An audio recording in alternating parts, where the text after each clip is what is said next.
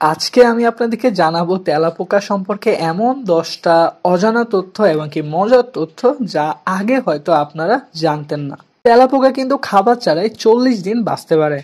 পানি ছাড়া কিন্তু 10 দিন তারা জীবিত থাকতে পারে এবং অক্সিজেন ছাড়া তারা কিন্তু প্রায় 40 মিনিট জীবিত থাকতে পারে। এছাড়া তেলাপোকার দেহে কিছু বিশেষ চলন অঙ্গ প্রত্যঙ্গ নষ্ট হয়ে গেলে অথবা বিচ্ছিন্ন হয়ে গেলে তা কিন্তু পুনরায় তৈরি হয়।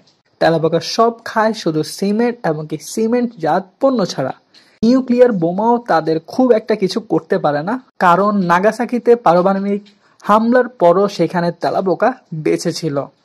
এমনকি মানুষের দেহের অঙ্গ প্রত্যঙ্গ বাদ দেয় না এই তেলাপোকা। মানব দেহের মধ্যে এদের প্রিয় খাবার হলো হাত পায়ের তালু, আঙ্গুলের অগ্রভাগ এবং কি ঠোঁট। সো আমরা ঘুমানোর সময় অনেক সতর্ক থাকবো তেলাপোকা থেকে। এটা কিন্তু খুবই ভয়ানক একটা জিনিস। আমি বলতে পারি যে তেলাপোকা এক ধরনের জম্বি যারা মানুষ খায়। তেলাপোকারা কিন্তু নিজেদের ত্বকের চামড়া পাল্টায়, এটাও আমরা অনেকেই দেখি। এবং কি তেলাপোকার সম্পর্কে আশ্চর্যজনক একটা ব্যাপার হচ্ছে, ডাইনোসরদের থেকেও আরো 120 মিলিয়ন বছর আগে থেকে কিন্তু পৃথিবীতে তেলাপোকা বাস করে।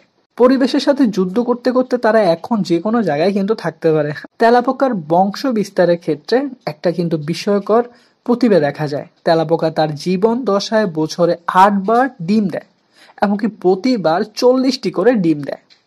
এটাও অনেক ইন্টারেস্টিং ছিল।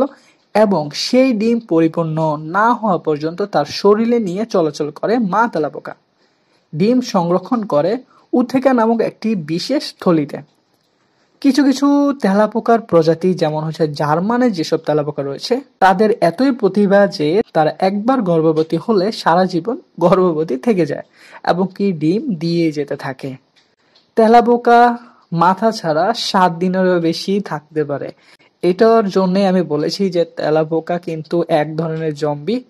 তো সবাই আমাদেরকে ভালোবাসা দিবেন, সাপোর্ট করবেন। আসসালামু আলাইকুম।